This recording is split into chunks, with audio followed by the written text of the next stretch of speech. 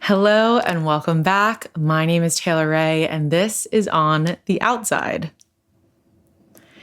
In today's episode, I talk about my personal preconception protocol. I'll share everything I did starting 2 years before trying to conceive and finish the episode with my specific personal protocol timeline. We'll cover lifestyle changes I made, including things like nutrition, hydration, stress management, sleep, and limiting toxins. I'll talk you through my supplements and vitamins that I decided to take, my mental health preparation, including how me and my husband prepared as a team, the medical appointments I made before getting pregnant, how cycle tracking worked for me, and I'll share the books and types of research I consulted if you want to continue learning more. Now remember, every journey is different and unique. This is what worked for me and led to a great pregnancy outcome for me, but there is only so much that we can control. I knew that doing as much as I possibly could would help me feel my best, knowing that I tried my best and gave it my all. I knew that whatever the outcome, I would at least feel good that I did my part. I didn't want to have any regrets or wish I had done things differently. So I gave myself peace of mind by locking into what the research says and giving it my best shot. I hope this episode helps demystify some of the information out there and helps you find a game plan that works for your preconception journey, if that's what you're looking for. Now, my purpose and goal for creating this episode is because I felt like I really didn't know how to synthesize all of the information that I was reading, that I was hearing, things from friends, things from books, things from papers, and I didn't really know how to take all of that and just put it into my own plan that was right for me. That was challenging. And so I'm hoping that this might be a way to help you figure out the best things for yourself. Remember that there are so many different reasons why we need different things. You might have a vitamin deficiency. You might be on your second or third birth. There's a lot of different ways that each of our bodies operate. So of course, keep that in mind. Okay, friend. So I got pregnant in one day. Not 1 month, not one cycle, literally one day. I know this because me and my husband took precautions for 2 years while I was off hormonal birth control to ensure that I didn't get pregnant before we were both ready. Come August, we felt that it was time. According to my perfect ideal dream calendar, August would be the month that I got pregnant. I started feeling pretty anxious when August came because I thought, I probably should have started earlier in the event I don't get pregnant right away. But I knew if I got pregnant in August, then I would have my baby in May. May is when my graduation is. I was like, I'll get to graduate and then I'll go right into motherhood. I don't have to worry about having a weird lull between grad school and motherhood. I don't have to worry about trying to get a job and then get maternity leave. Instead, I could just go into this chapter first. All of those things made this feel like the perfect time. So I took my first LH test, and I'll talk a little bit more about LH tests and what I wish I did differently, but I took my first LH test. Inputting that info into my pregnancy app, I was using Natural Cycles, and I'm so excited because they actually gave me a discount code for you guys because I told them I'd talk about them in every episode of this podcast. So I inputted that into Natural Cycles, and it readjusted my peak fertility days based on that new information and told me I only had 2 days left in my cycle to get pregnant, not 5. So once I had this new information, I was pretty anxious. We went on a jog and I was so nervous. I was thinking, I'm 31. Why did I wait so long to start trying? I thought I had no chance of getting pregnant that month unless I got pregnant right away. We have a trip planned with friends this summer, and I was like, we're going to have to cancel that because there's no way that I'm going to get pregnant in time. And if I don't get pregnant this month, our baby won't be vaccinated in time. I was stressed. As a grad student, I thought, what if I have to write my thesis during a really tough time in my pregnancy because I don't get pregnant soon enough? This was also our second wedding anniversary. On this date, So we had dinner plans and we had a busy day ahead. My husband knew I was distracted and worried while we were out for our jog, but he slowly helped me calm down. I ran further than I ever had. I ran from our apartment over the Brooklyn Bridge up to Astor Place. I was literally covered in salt and sweat and finally felt okay, accepting that what would be would be. And that day, I got pregnant with my son. Before we dive in, as always, I want to remind you that I am not a doctor. I am not a medical professional. Everything I share in this episode, as always, is based on my personal experience and research. Always check in with your doctor or qualified healthcare provider before making any decisions about your health, pregnancy, or preconception journey. Let's get into it. Okay, first up, lifestyle changes. Aside from removing all of the endocrine disrupting chemicals from my home, I didn't really change a ton. I'm going to go a little bit deeper into that. But just to get the other things out of the way, nutrition, I cut out alcohol 6 months before trying to conceive. So 6 months before August of 2024, I cut out alcohol. Otherwise, pretty much the same thing I said in my episode around preconception. The nutrition recommendations are the ones that you've been hearing. You know them. I don't need to go over them. I'm not a dietitian, but even if I was, I would say you probably have a good idea of what you should be eating. Your leafy greens, your vitamin dense foods, less ultra processed foods, more vegetables, more fruit, more lean meats, all the things that you have heard. That really stays true. It doesn't hurt to give a Google of like things to eat while trying to conceive, things to eat while pregnant. Mostly it tells you like eat fish for the omega-3s, eat leafy greens. But friend, just eat a balanced diet. Your girl still gets a fast food every now and then. Your girl still eats chocolate cake every now and then. I ate like a whole tray of brownies this week. It's okay. It's okay. You just want to try and have a balanced diet. But I feel like I was pretty balanced before, so this wasn't a huge area of concern for me. I also was right in my, healthy weight range for me. And so this wasn't something that I was overly concerned about. But if it is an area of concern for you, then you might want to look into it a little bit more deeply. But I haven't found that there is anything revolutionary that you don't already know. Hydration, same thing. Be hydrated. There's, again, not really anything too wild. Once you become pregnant, later in pregnancy, you might have some rough contractions. You might have some aches and pains. There might be some issues if you're dehydrated. But in this preconception phase, just be as hydrated as you've been. Stress management and sleep, again, these are areas that I think we have a really solid idea of what the recommendations are going to be. You want to keep your stress down.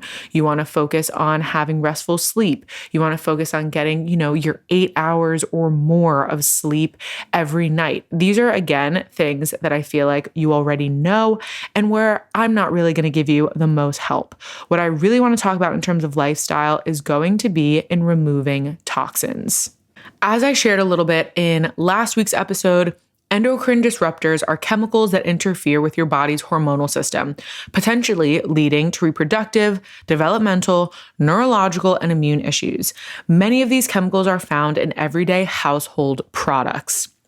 There are a lot of different things that you might have heard, like BPAs, phthalates, parabens, forever chemicals, heavy metals, synthetic fragrances. You may have come across these terms and thought, okay, cool, I hear you, but what am I supposed to replace it with? So let's go down the line of some of these most important things. Your plastic containers, water bottles, canned food linings, food wraps that have BPAs in them. We really want to switch those to things that might be glass. So all of our containers in our home are glass. Our Tupperware is glass. We made all of those changes. All of my utensils for cooking, instead of plastic, we use wood or we use metal, but we don't have plastic cooking utensils anymore. You really just don't want anything that could melt. You don't want anything that you can cut little pieces of plastic into your food. So if you have an old plastic cutting board that has been just used down to the bone, that every time you cut into it, you're cutting a piece of plastic out of it, these are the things that we want to look into. Parabens. This is found in soaps, detergents, personal care products, shampoos, lotions, deodorants, perfumes, and makeup. And this is also true for synthetic fragrances and for phthalates. I think I'm saying that word right. I feel like I am. These things are also found in plug-in air fresheners, candles, and sprays. So basically anything that has a scent is potentially a synthetic fragrance, unless it's something like an essential oil. We want to check on it. We want to check on our cosmetics. We want to check on the products that we're using and see what those ingredients are. I had never read the ingredients of body wash a day in my life until I started thinking, what's actually in there? What I have changed to is just a Dr. Bronner's soap. That's pretty much what I use all the time. Every now and then I switch it up to a bar of soap that has very simple ingredients in it. And I really just make sure that I am using products. My deodorant is all natural, unscented. I know we all hate an all natural deodorant because half the time it doesn't work. But I knew that going into pregnancy and eventually my breastfeeding journey, that was something I was going to have to get used to and wanted to get used to anyway. So these are some of the changes that I have made. Do I still wear my perfume every now and then? Yeah, I do. Being pregnant, especially first trimester, the smell of my perfume was absolutely gross to me. So I didn't wear it a lot of this pregnancy, but again, we're living in moderation. This is just something to consider. I highly recommend that you go through all of your cosmetics and just take a look. You might be surprised in what you see on those labels. Forever chemicals. This could be found on our non-stick pots and pans. So take a look at that.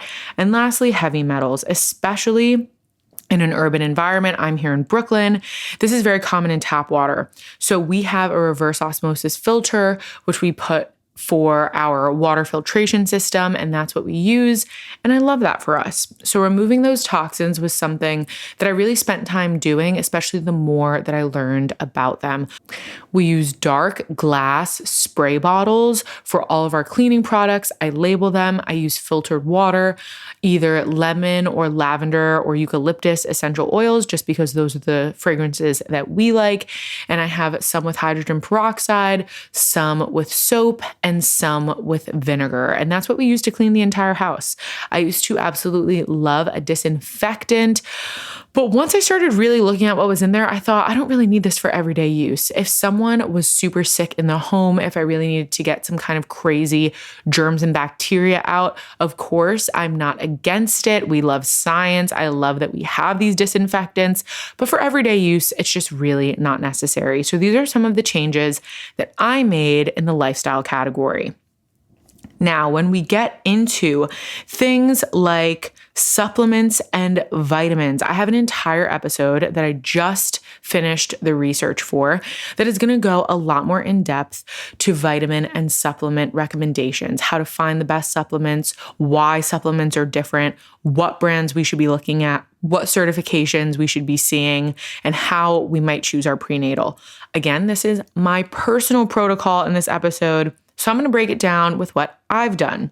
So I get pretty much all of my supplements from Thorne because it's one of the highest quality supplement brands for their purity, potency, rigorous testing, and they're just my brand of choice. This is not sponsored. Thorne hasn't given me the time of day, and I wish they would because I love them so much. But really, this is just because I have found that they are an excellent vitamin and supplement company. So first, I take their basic prenatal. Their prenatal also includes iodine, and iodine's believed to support a healthy fetus and infant in development, and it's a new recommendation from the American Thyroid Association and Council for Responsible Nutrition to have iodine in prenatal vitamins. So there is iodine in their basic prenatal, as well as a ton of other vitamins. With that, I also take a prenatal DHA, and that is really where I'm getting my omega-3s. So I can get omega-3s in foods that I eat, but this is something that's super important for egg quality, for baby's brain, nervous system, and retina. So I really wanted to make sure that I had enough of these omega-3s that supports fetal development and can reduce preterm births, miscarriages, and stillbirths. So making sure that I have that was also very important to me. I also take folate. Now there is a little bit of folate in their basic prenatal, but I also take a separate folate because friends, folate is basically the most important supplement according to every health organization around the world. And so that is something we want to prioritize. Folic acid can reduce the risk of neural tube defects by more than 70%. It affects the brain, spine, and skull. It also can reduce the risk of neural tube defects, like I said, like spina bifida in developing baby. And these things occur very early in pregnancy, often before someone knows that they're pregnant. Really, in those first 12 weeks, baby is developing like crazy. And so having this store of folate in my system for 6 months before trying to conceive, I felt really good about that I was really getting those vitamin stores ready to party for my baby. And so folate had to go for it. Now, I also did some other supplements that I stopped once becoming pregnant, but that during this preconception phase were really important. That was coenzyme Q10 or CoQ10 to help improve egg quality, inositol, which helps with ovulation, insulin sensitivity and glycemic control, but really it is for that ovulation support. And both of those are blended together in a blend called Ovarian Care from Thorne. And they have it in a powder formula. So I used it in the morning and at night, and I mixed it in my water and drank it. I'm super sensitive to like gross tasting drinks, and I actually thought that this one was very good and very chill. So that coenzyme Q10 and inositol, I was also taking that for egg quality before I got pregnant. And I did that for 3 months, honestly, just because I didn't know about it before. I might have done it for longer if I had known about it, but I read it in a book when I was already 3 months into kind of my prep. And so I was on that supplement for 3 months. Lastly, I do take choline every day, and I don't get this one from Thorne. I get it from Ritual. Thorne does not have a choline supplement. Choline improves egg quality, helps form the nervous system, supports cognitive development, and reduces the risk of neural tube defects as well. And so I also take that choline supplement every day. All of these are linked in the show notes. They're on my ShopMy, they're on my storefront, and I highly, highly recommend. Like I said, Thorne is my personal fave. Ritual is also great. I do take their choline, and that's what worked for me. I'm going to cover the supplements my husband took in another episode, so I will get to that at another time. Now, let's talk about the medical appointments that I made before getting pregnant. Friend, if I could recommend something for you to do differently than what I did, it would be this moment right here. Now, for me, I did a regular checkup, and that's great. Love that for me. Very cool. Didn't really learn any new information. It was like getting a physical. Cool. Great. What I wish I had done was done my research, met my OBGYN, started seeing her as a regular client, regular patient, did my pap, did any testing that was necessary, had at least a few visits with her, even if it was one, and was like an official patient in her office. I wish I had done that before becoming pregnant, because what I did is I did all the research. I knew what hospital I wanted. I knew the kind of care team that I wanted. I knew what kind of doctor I wanted. I went through the entire roster. I found the location that I liked. I looked at her research. I watched videos of her. I finally called. She had an opening, and then I made my appointment. You do not see your OB for 6 to 8 weeks into your pregnancy. It really depends on where you live in the country. So I did not see her. I believe I was at 6 weeks when I finally went in. For those 6 weeks, I had so many questions, and I basically didn't have a doctor. The reason I ended up in this circumstance was because I was finishing grad school. So I was doing all of my medical care at the Columbia Health Center because I had very good and very cheap insurance through that. But because of that, I obviously was not going to use an OB at Columbia. You don't even have to. You can use the insurance to go to any OB around the city. And I just didn't have one because before that, I had a complete different doctor who does not deliver babies. She was a GYN, a gynecologist that I could do some of my basic stuff with, but not an OB. So I basically never had an OB/GYN in my adult life. And I wish that I had found her and figured all of that out before getting pregnant so that I would have already had that rapport and support system in those first 6 weeks from the moment that I found out that I was pregnant until my first visit with her. So that is my advice for you, to do something a little bit different than what I did. I'll also talk more in my episode on what to expect from your doctor's visits to talk you through every single thing that happens once you are pregnant and going to the doctor regularly. But in this preconception phase, I think it's definitely worth doing your research, thinking about, do I want to give birth in a birthing center? Do I want to have a midwife? Do I want to give birth at home? Do I want to give birth in a specific hospital? All of those questions I think are very, very much worth considering during preconception. Now let's get into my mental health preparation, including how me and my husband prepared as a team. Really, friend, I am all about therapy. I'm a therapy girl. So we went to couples therapy. I always go to therapy solo dolo, and having just that time to reflect, to understand the intense permanence and gravity of parenthood, to grapple with the ways in which I knew I would change, both physically, mentally, emotionally, the ways that my priorities would change, and just truly my life. Like every day from the moment that my son is born, I will have a son in the world. It's not like a temporary thing. Like pregnancy is like a temporary state. Like I'm only pregnant temporarily, but I will eternally have a son.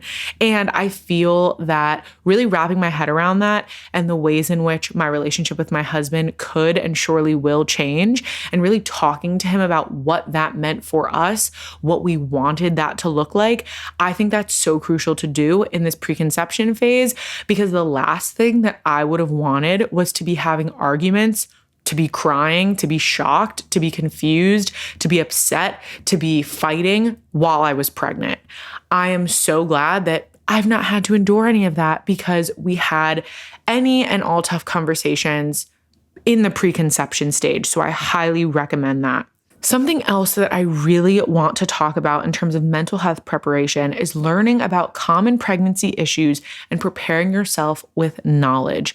For me, this was absolutely crucial, and it's part of the reason why I have all of these goodies to share with you on this season of the podcast. I really felt like I was arming myself with knowledge and information. Me and my husband had these talks about, what if our child were to have this condition? What if we were to get these kinds of results? We really only talked about the most common things. I feel like it would be incredibly overwhelming to try and parse through every single thing that could go wrong in a pregnancy or delivery. That's not really realistic, and I think that's just going to make you super anxious. But the most common things: what if this were to happen? What if this were to happen? How would you feel? How would you want to handle that? How would I want to handle that? So very early on in my pregnancy, I want to say I was about 5-6 weeks, I started spotting.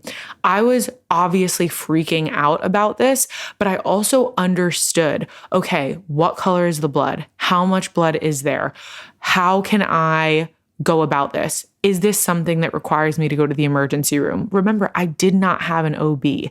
So I called the office and they said, sorry, you've never been a patient here. We can't really give you recommendations over the phone because we don't really have you as a patient. So that was tough. I had to go to urgent care. They then sent me to a specialist to get an ultrasound. Ultimately, everything was fine. But I at least had some sort of foundation and framework for understanding that this was a very common issue, that this was something that happens all the time. This tech at the urgent care was like, yeah, spotting's super common. When I started going to my OB/GYN, she said, yeah, spotting happens all the time. Don't worry about it. I had never heard that spotting was common. I did not know that. That was like so terrifying to me before learning more about this phase of pregnancy. So there's so much information out there. Sometimes it can be really overwhelming, but I really found that having a lot of this information has really prepared me to advocate for myself, to advocate for my baby, to think about the pregnancy I want, to think about the labor and delivery that I want, because I have this information. So I really encourage you to start preparing yourself with knowledge at that early phase.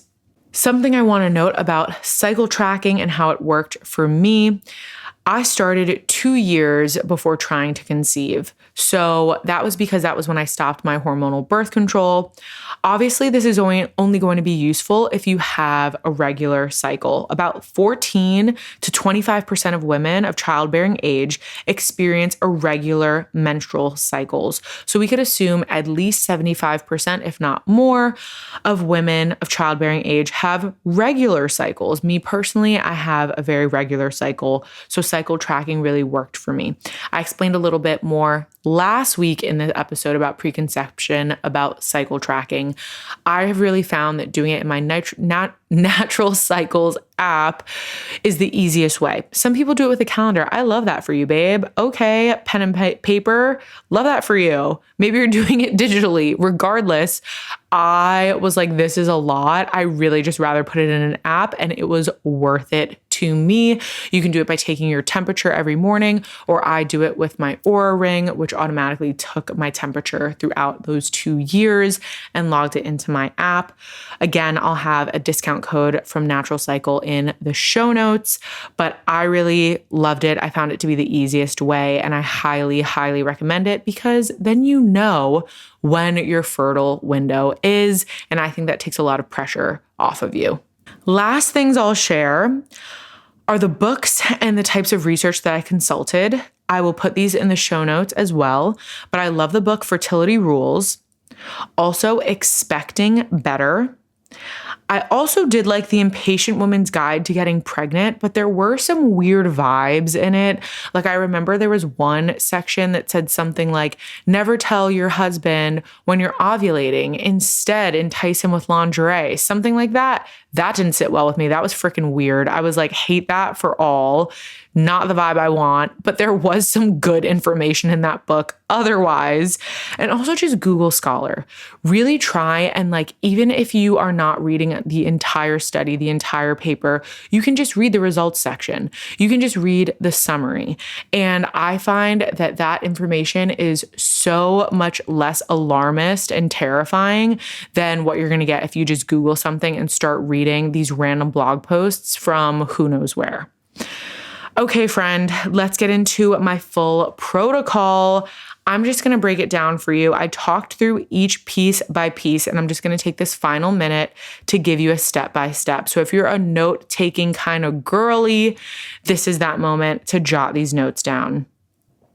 2 years before, I started tracking my period and ovulation using the Natural Cycles app.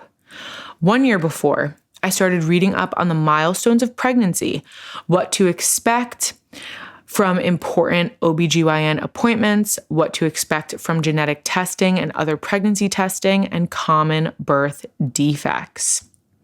I also started therapy with my partner, just a few sessions to get us really aligned and on the same page. 6 months before, I started the Thorne Fertility Bundle with omega, folate, and prenatal. I started choline and the Thorne Ovarian Care with CoQ10 and inositol. I cut out alcohol. I also started pelvic floor and deep core exercises. For me, that was, and continues to be, because I honestly still do it to this day, deep core breathing, 360 breathing, pelvic tilts, tabletop core holds, bear planks, and Kegels. I really just wanted that to be a part of my routine. So I started that about 6 months, maybe not every single day, but at least once a week. Now I do it almost every single day because I'm getting this body ready for labor. 3 months before trying to conceive, I would recommend to start using LH tests. Like I said in my earlier story, I took one LH test, which is when I found out, I don't have that much time this month. So I wish I had started earlier so I could have inputted that into my app and had it a little bit more accurate. So 3 months before, I'd recommend that. And using a pH balancing lube is also super important. You want to make sure that you're using the right thing for your body to make sure that you're not really wasting your opportunity by using a lubricant that is just not safe for little spermies and eggs to thrive. Okay, friend, that is my preconception protocol. There will be some more info in the show notes, and I hope that this really helps you figure out what is best for you. I really feel like cutting out alcohol, adding in my prenatals, and getting mentally and emotionally prepared are the most important things that I would share with anyone. And I hope that you took away some good info today. On next week's episode, I'll be discussing everything men need to know about preconception, featuring my husband's preconception protocol. You can follow me at Taylor Realmonte. As always, a full transcription of the episode along with citations can be found on my website. All of those links are available in the show notes. See you out there.